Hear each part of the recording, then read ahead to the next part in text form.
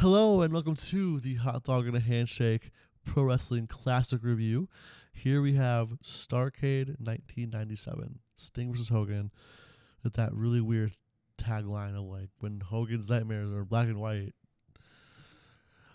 I am Shane Price, joined by Jayden Spider, and we have on the Classic Review for once, Jolkas. How's it going, guys? Having a little deja vu. Felt like we've done this before. I know, it's very similar. So this is from the MCI Center in Washington, D.C., the nation's capital. A sold-out crowd of 17,500 in a runtime of about 2 minutes. 2 hours, 45 minutes. Mm-hmm. So. Commentary for the night, Tony Schiavone, the Professor, Iron Mike Tenay, the American Dream, Dusty Rhodes. As I said, I think before, maybe 5 minutes ago, I think maybe even who knows. Iron Mike Tenay is something I've never ever heard him be referred to as. It's been a long time since I heard Iron Mike. Mm-hmm. Iron Mike Tenay. I know Iron Mike Sharp. Iron Mike Tyson. Yeah. Tyson. I'd be afraid to use the name Iron Mike. Yeah. Like, that's a beatdown that you don't want. Moving up to Tyson. Can you imagine Mike Tyson boxing Mike Tenay? Don West on commentary just yelling, "Oh my God, look at this!" Okay, did a little research on the show. Okay, the Outrunners were supposed to be here. They're supposed to be on the show, but 3 days earlier, Jerry Seinfeld announced that the next season of Seinfeld would be the final season, and this sent the Outrunners into a blind fury, and they lifted weights for 7 days. That makes sense. You know, the Outrunners. If you get them mad, they're just gonna go lift weights, get that girth going. So it's amazing what you're gonna do when you're watching TV. Yep. Can you imagine watching TV and they're like, wrestling's over? No more wrestling, guys. Listen to the poor Outrunners there. Yeah, imagine what the Outrunners would do. They lifted weights. Lifting weights at a time. And they have not stopped. Dude, I don't know what I would do without wrestling. I mean, I guess I'd have We could have a podcast about old have wrestling. I would have 8 to 12 open hours a week, I guess. Right. Come back, you're jacked. Like, I've been doing nothing but lifting weights. You've joined the Outrunners. All right, So onto the card. First match for the WCW Cruiserweight Championship. Dean Malenko challenges champion Eddie Guerrero for the belt in what was probably the match of the night. Yeah, two legends. Dean Malenko just doesn't get enough credit for how much swagger he had in the ring. He had something to him. I think a lot of people our age, our generation, kind of think of him as a boring wrestler. I think that's kind of the reputation he gets. But he was so smooth, like not just in like the moves, but in the way that he just wasn't taking any of Eddie's bullshit. Like just was. There was a swagger to him that I really liked. Just a confidence. A believable wrestler. Mm-hmm. Yeah. And he gave a neck breaker in this match that just looked nasty. Just like a gross move. So. And he's got that look like he's going to go home and take care of his family because he's middle-aged. Yeah. Like he looks like a middle-class guy that wrestles on the side. He doesn't dress high up. Like even when they had the dress-up scenes, he just wore a normal pair of dress pants and like a T-shirt. Mm-hmm. But yeah, I thought this was a great match. Like you said, I think this was my note here was that's immediately a match of the night contender. And spoiler alert, it ends up being my match of the night. So I gave this 4.5 stars. I give it 4.5 as well. So, and I think it's after this where Scott Hall comes out, says, "Hey yo, Kevin Nash not here, man." And then the Giant comes out, smashes Scott Hall with a gorilla press. Mm-hmm. He goes, "Oh no, man, ow, man." Yeah. Hey yo, that hurt. But our next match, we sat here to talk about a match of wrong time, right place. I would say though, Scott Norton, Randy Savage, and Vincent, formerly known as Virgil, with Elizabeth, take on the Steiner brothers, Rick and Scott, with the Big Boss Man. Yep, Ray Traylor. So this was, I guess we can go down the line. For Ray Traylor, the Big Boss Man, after his blue shirt Boss Man run and before he goes back to WWE and does the black shirt Boss Man and does the whole Undertaker stuff and the Big Show's coffin, Dad's coffin and all that. This already sounds like a pile of garbage. Yeah. It pretty much was. Rick Steiner, I think this was just towards the end. Like this, he was kind of losing it, kind of slipping here. And Scott, you're caught in between the high of the Steiner Brothers run and the high of the solo chainmail wearing weird bump on his bicep, gross Scott Steiner that we would know in WWE and TNA. So it's just kind of a weird spot for him. And on the NWO side, well past Randy Savage's prime, he still was pretty good, always entertaining. Right. And then I don't think Vincent had a prime. I don't think Virgil had a prime. His prime was being Starman in WCW. Get it right. When he accidentally won the $1 Million Championship somehow. Yeah. And Scott Norton would do his best stuff in Japan. It just wasn't the year for him. So it was just a weird time for all of them. I felt especially about it being a weird time for the Steiners. Yeah. Because it just felt like WCW didn't really know what they were doing with them. This match was kind of mediocre. I gave it 2. I gave it 2.5. I think it was if this main evented the Nitro after this show, I think it would have been, it was a pretty good main event. Go to bed happy, right? But it just wasn't. It was disguised as a pay-per-view match. It was a Nitro main event that was disguised as a pay-per-view match. So I gave it 2.5. What did you say? A flaming pile of garbage out of 5? Yep, flaming pile of garbage. Now, I'm not giving actual ratings because this is just reminiscent of my past for me. Mm-hmm. I didn't get to see it, but I am remembering who these people are and what garbage they have produced in the past. I think next week for Jolkas will be really funny because it's about how he's not going to know any of it. Yeah. Which show is that? We're doing an indie show from Germany from the 2010s. WXW. It's got like Tony Storm and a few other names on it, but it's, yeah. I'm just going to Jimmy Hart you guys. Like when you guys finish a sentence, I'm going to say the last 2 words. Just with really a loud. megaphone from like the corner of the room. And that's how it's done. That's how it's done. That's how it's done, Like our next match, Goldberg taking on Mongo. Steve Mongo McMichael. In a match. All, of course, all love for Steve McMichael going through ALS right now, so we hope everything's going the best for him. And, we picked this show just for fun. There's no particular reason we're doing this show. It just seemed like a fun show to do. But, of course, every time we do that, something becomes sort of accidentally timely, just the way wrestling works. So Goldberg recently announced that he'd be retiring in 2025. He'll have his retirement. Oh, jeez. So copying John Cena. Exactly, copying John Cena and Hiroshi Tanahashi and all the other retirement announcements we've heard recently. This was a really solid match, though. I like this. Did Goldberg do a submission? 7 question marks is one of my notes here. I don't think I'd ever seen Goldberg do a submission, but he did like a roll through heel hook type Achilles lock type beat. Randomly technical hero Goldberg. Yeah. So I don't really remember him doing that ever, but he did it here. He did it here. Got some ECW chants for an awesome table spot where the table just split perfectly in half. Really good table spot. Shout out to the Saw Kid. Yeah. Solid match overall. Much better match than I expected. 3.25. What do you think, Shane? I give it 3. Well, it was a good Goldberg match. Can't go wrong with one of those. It's thankfully 6 minutes long. Then our next match is a Ravens Rules match. This is kind of a hardcore, but the Flock can get involved. Just Raven, Saturn, Kidman, the tall dude, and this other guy. Yeah, so this match was Saturn versus Chris Benoit. Perry Saturn, to be exact, for those who don't know. Kind of a theme of the night was WCW not following through. Not delivering what was advertised, I guess. Yeah, not following through, not delivering with what they had advertised at some point. This match was supposed to be Raven versus Benoit. Randy Savage wasn't supposed to be in that 6-man. It was supposed to be Conan. We talked about Kevin Nash was supposed to wrestle the Giant, and that match just didn't happen. And later on, DDP wrestles Kurt Hennig, and that at one point was supposed to be Ric Flair versus Kurt Hennig.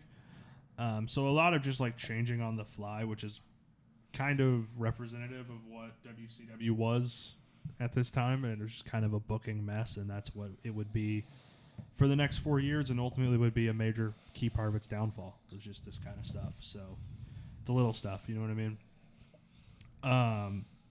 This match, though, pretty great match until all of the flock interference just kind of made it a schmoz fest. Yeah. Ravens rules kind of felt like more bloodline rules. Kidman did an awesome shooting star off the apron to the floor. Of course. Which I thought was cool, but other than that, I didn't really like the interference. I gave it 2.5. I gave it 3.5. I thought it was pretty good. Oh yeah, I gave it 3. Not bad. Misremembering my ratings here. Yep. And our next match is, I believe, for a title. It is going to be for... No, it's not. That's the next match. Buff Bagwell, Marcus Alexander Bagwell, takes on Lex Luger, who I don't think is a middle name, in a match that really is a guy who never was really all that against a guy who was all that, but was all that 5 years ago. Yeah, this is certainly past Lex Luger's prime. This was a washed, older Lex Luger. I don't know, Joka, what did you think of Buff Bagwell? Was not impressed. I just never thought he was entertaining to watch, and his whole attitude just annoyed me. Remember, he's buff. He's the stuff, and the girls ain't good enough. I know. Every Monday night into the camera. I think that he's fun. He would have done really well in the TikTok generation, because I think he gives you fun 10-second clips and segments and stuff. Yeah. But other than that, not much. I like this funny hat. I always liked that, but it is a pretty good hat. Always pops for a funny hat. I gave it still 2.25. That was just a pretty boring match. And the next match, nothing like offensively bad though. The next match is for a title. You guys notice we'd be done with the WWE pay-per-view right now? Yeah. That's match 5. That's match 5. God, Buff Bagwell versus Lex Luger main eventing a pay-per-view. Main eventing Starrcade 97. Yeah. Diamond Dallas Page challenges Kurt Hennig for the WCW United States title. WCW United States title also, I think, is one of the most that's when the U.S. title was most prestigious. I would agree. Along with the cruiserweight title. I also agree with that one too. Yeah, the cruiserweight thing, I think. No, in my journey through wrestling, I don't think I've seen a company give as much care and attention to a cruiserweight / junior heavyweight, light heavyweight, whatever you want to call it, to that kind of division. No one's given it more attention than WCW, and it really showed, and it really made the cruiserweights kind of one of the defining acts of WCW. Mm-hmm. And the U.S. title also, this was the U.S. title. Well, I think when WWE absorbs WCW, the U.S. title kind of became the second mid-card belt because it was WCW. Vince was never going to let the U.S. title be more important than the Intercontinental title. Right. You know what I mean? But look who held the U.S. title. Like Bret Hart, Sting, a real who's Flair, who. perfect, Goldberg. yeah. A who's who of like the up and coming WCW guys. Mm-hmm. It was really and a some of the main eventers too. Yeah. Dean Malenko, he held that title. Yeah. If you were the U.S. champion, you were a champion. That's what I liked about WCW. Like, if you were a champion there, you were a champion. Like, the WCW television title shouldn't be excluded. The tag titles. Well, up until a point you were a champion. Yeah, you were a champion until you lost. That's Luger. Up until the NWO. I would definitely agree with that because the Attitude Era in WWE, there's a lot of flip-floppiness of the titles. Every week there's a title changing, whether it's the tag title or the IC title or the women's title. They're all just thrown around every few weeks. But here at WCW, you had real title reigns a lot of the time. And what happens to the WCW titles when that people were brought into WCW? Yeah, the same thing happened in yeah, worse. But as far as this U.S. title match, I thought it was a solid match, but nothing incredibly special with Hennig and DDP. I've definitely seen both those guys have better matches, but I still liked it. I thought it was 3 stars. Yeah, I'll give you 3 stars. I think Hennig got lazy towards his end of his career. Yeah, I mean, this is later Hennig. I think what's the best of Mr. Perfect? It's IC title, Intercontinental Champion, early 90s. Right. Yeah, that's his match with Bret Hart. Probably. I feel like a lot of people's peak is their match with Bret Hart. Anytime he gets to do a power slam. Yeah. Speaking of Bret Hart, though, or did you give a rating for this one? Yeah, I give it 3. Yeah. Speaking of Bret Hart. Oh, brother. What do you do this time? He's the special guest referee for the Karate Kid, Eric Bischoff. Easy. Eric Bischoff. Coming to Major League Wrestling. Oh, yeah, I did see that. Against the living legend, Larry Zbyszko, in 1997. I'm going to say right now, this match, so it was for Control Monday Nitro, by the way. This match was better than it had any right to be. It was funny. It was fun. It was entertaining. Bischoff actually pulled off some fun stuff. There was good ring psychology. Like, I love Larry Zbyszko just let Bischoff throw strikes until he wore himself out. And then Zbyszko started going in on him, which I really loved. I thought Bret Hart was a fun special referee. This wasn't a technical masterpiece, but I had a good time watching it. I gave it 3 stars. I gave it 2.5. I thought, it's a fun watch, but as a match, it's just okay. Yeah. I liked the steel plate spot. Even I thought was fun. Putting the steel plate in the boot and then kicking Zbyszko in the head. It goes flying out, and Bret Hart obviously watches it and immediately figures out what Bischoff did. I thought it was really good. Hey, wait a minute, hold on now. Because Bischoff wasn't wearing real boots; he was wearing kick pads over his bare feet. Yeah, as a karate thing. I guess is that a martial arts thing? It is kind of. I guess so. But yeah, and then what we all came here for. Oh God. A final main event WCW World Heavyweight Title match. We'll bring in Michael Buffer. Mm-hmm. Michael Buffer, who could make, he could make a match between Shane and a broom sound like the biggest match. Him and his brother, that's have just, that specialty. Yeah, he can make any match seem like the biggest wrestling match ever. And this was built up to be one of the greatest moments in wrestling history. It had the potential. This was supposed to be. I think we the have biggest to address match the ever. build. This is one of, if not the greatest build to a match that we've ever seen. I think it. So potentially it has the potential to be the greatest moment ever. Unfortunately, I know it doesn't live up to that potential, and that's kind of what I wrote going to the match. I was like, I know that this isn't play out how it should. But the build for this was so perfect and so beautifully done. What did you think of the match? I thought this was going to be the shocking Hulk Hogan 5-star match. Mm-hmm. It was going very well, mm-hmm. very well. Hogan hits the leg drop, or he rolls up something like that. Nick Patrick, 1, 2, 3. But before the bell man can ring the bell, Bret Hart grabs his poor arm and goes, no, that's the fast count. No, it wasn't. Nick Patrick messed up the fast count. Mm-hmm. It was going so well. So the way that went, it's actually kind of almost redeemable because Sting is prepped for a fast count. And he's prepped to kick out on 3.1 of a fast count, but he ends up kicking out at 2.99999. So it actually kind of looks like Nick Patrick was trying to throw it as a 3 count, and Bret was like, no, he got it at 2. But he says it's not a fast count. It was a fast count. So if Bret would have just played off as, no, that was 2, that moment would have been much better. And I like Bret Hart being WCW's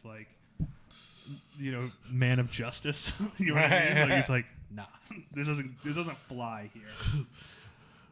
Let's wait till we get the Bill Goldberg. Yeah. And so that part I almost was able to excuse because it almost kind of saves it. It almost is saved, right, by the fact that Sting kicked out when he did. But also, okay, so continue. What else? What did you not? All Hogan has to do is go down cleanly. Mm-hmm.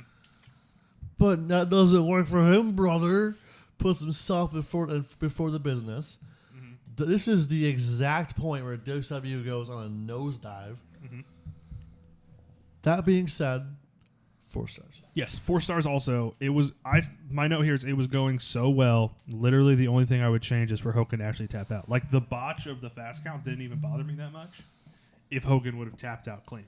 Right. The finish of the match being done correctly would have saved that small botch of the fast count. And then the interference, the classic MBO shenanigans. I mean, there was a little bit of interference, but it didn't feel egregious here. You didn't feel like... It shouldn't have been in a pay-per-view main event, you know? Yeah. I don't know. I still thought it was a better match than I was expecting it to be going in. In my mind, I had built this... Because I've watched at least this match before. I don't remember if I've watched this whole pay-per-view before. But in my mind, over the years, since the last time I watched this, I've built it up as this horrible thing where it's just like everything went wrong. And that's kind of what it's portrayed as, especially from the WWE, when you see documentaries and stuff. All in all, it wasn't that bad. It was still a really good match that just kind of had a bad... They had they had a very bad finish. So, I give 4 stars. I thought it was really good. On to the categories. Sure, all right. We have our best moment of the night. I think even though it was shenanigans filled, I think it's Sting winning the title. The moment with all the baby faces in the ring together is really good. I think that's got to be it. I think it's got to be the moment with all the baby faces celebrating with Sting. That's just kind of an awesome image, even if it was after a bad finish. And the MVP, are we talking Sting, Hogan, Guerrero, Malenko? I think Sting is the MVP of the night. I think it has to be Sting. That. I think it has to be. Heat check. Goldberg or the Giant. Yeah, Giant too. I think I'd give it to the Giant. Think about that. I like the Giant just showing up, kicking ass, and leaving, doing the JBL. Into Scholars, he has 2 matches in there. So yeah. Apex Mountain. Is this? It's not the Apex of Eddie. Is this the Apex of Dean Malenko? This era? No. Yeah. Yes and like no. Like this year? I don't know. Yes and no, I guess, is for my answer there, because it's like his most popular era was his best ring work, and Malenko has always been a ring work guy. Mm-hmm. So, all right. Trying to see. I don't know if anything else. Apex Mountain for DDP winning the U.S. title. No. He won the world title like 3 times. Did that matter that much though? At that point. Yeah. Apex Mountain for Eric Bischoff in the ring. Yeah, probably in the ring. Yeah. And then this is kind of a weird conceptual one, but this was the Apex Mountain for wrestling builds. I think this is the best wrestling build we've ever seen. You two are going to disagree with me in this one. I think this is the Apex of WCW. This point in time. December 97. Yeah, no, I think this is probably Apex. I mean, it's probably on a popularity scale. It's the Apex of WCW. I think this is, like you said, this is when the popularity starts going down. As far as quality, I think WCW was better earlier. Yeah, but Bash on the Beach 93. That's my Apex for all of WCW. Yeah, I'm probably around the 1991 to 93 range. Just somewhere in there is probably where I would put it. But yeah. But I could agree with that from a popularity standpoint. What was the surprise of the show? Was it Goldberg doing a submission? Yeah, honestly. Most surprising thing. All right, recasting. Well, no. Bischoff and Zbyszko being that good. Yeah, actually, that's probably better. Bischoff and Zbyszko was definitely. They had no reason. To. Mm-hmm. Recasting. Do you want to go with the main event? Sting Hogan, yeah. This is really you can be involved too, good because this is a speaking like modern guys for this match. Who is Moxley? You'll say. No, it's Moxley Darby. Yeah. No, you're right. Yeah, Moxley and Darby. And if anything, who's the Bret Hart that stops the bell? Danielson? Bret Hart again. Bret Hart again. he jumps the barrier. Hey, wait a minute. I know fast counts, and that was a fast count. He tackles the poor bell operator. This finds like Bryce Resberg going, no. That's a fast count. Yeah, so I think the recasting here was pretty easy from a storyline standpoint because it kind of seems like what AEW is building right now. Yeah. Now, if we were to take this more from a who is the modern Hulk Hogan?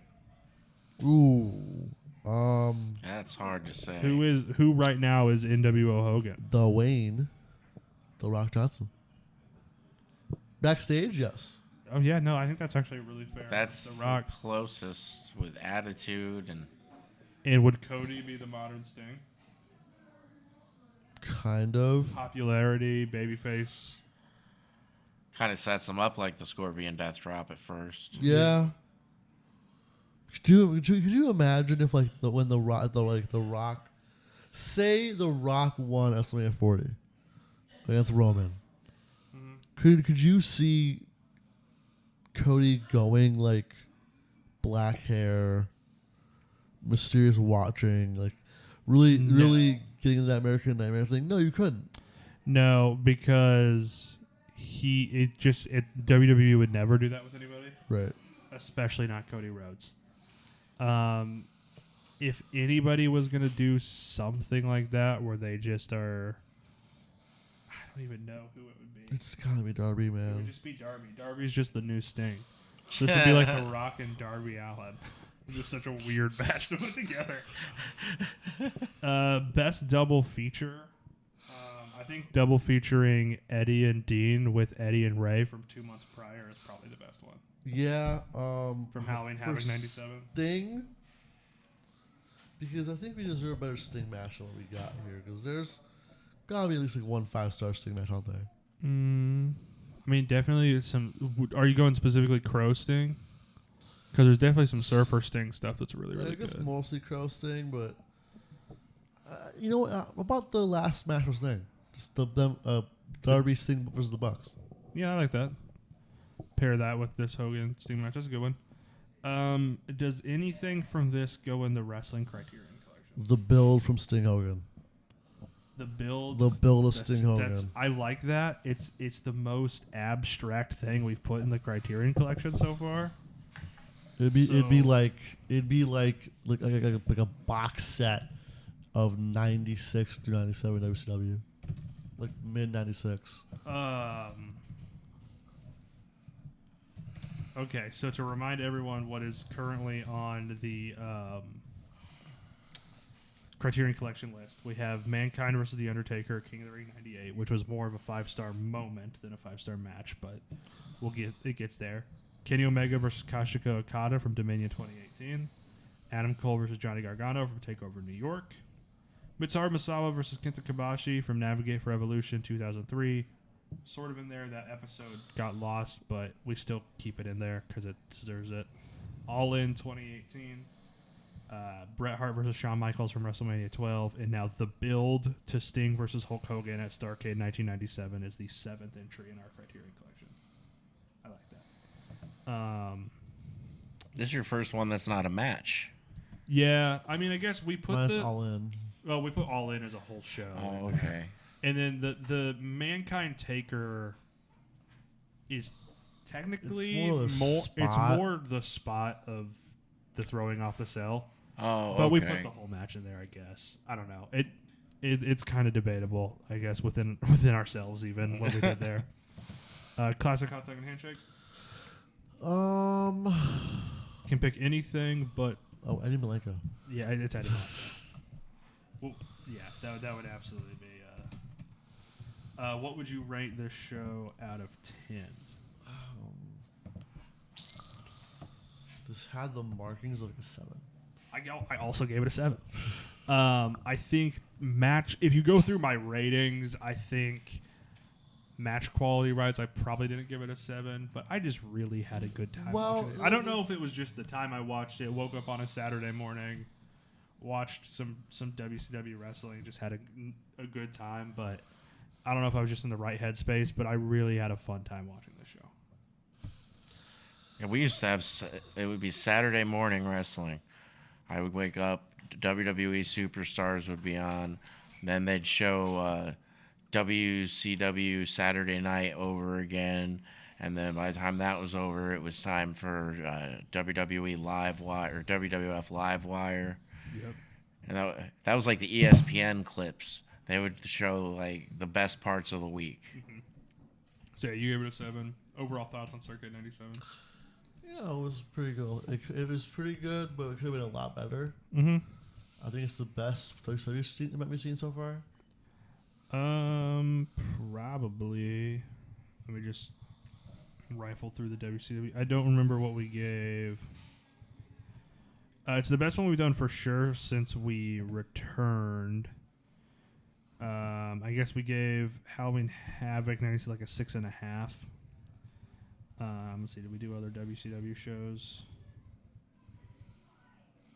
We also gave Clash of the Champions 9 like a 6.5. So yeah, it's the we gave Starrcade 85 a 7 average. So it's right there with Starrcade 85 as one of the tied for the best WCW show, I should say. Yeah, it was really good. And then next week we're going international in a way we haven't done so before. WXW Superstars of Wrestling Day 2, Day 1. Featuring such matches as... Well, just some of the names on here. The names? A young Chris Brooks, Ilya Dragunov, James Storm. Ultimo Dragon.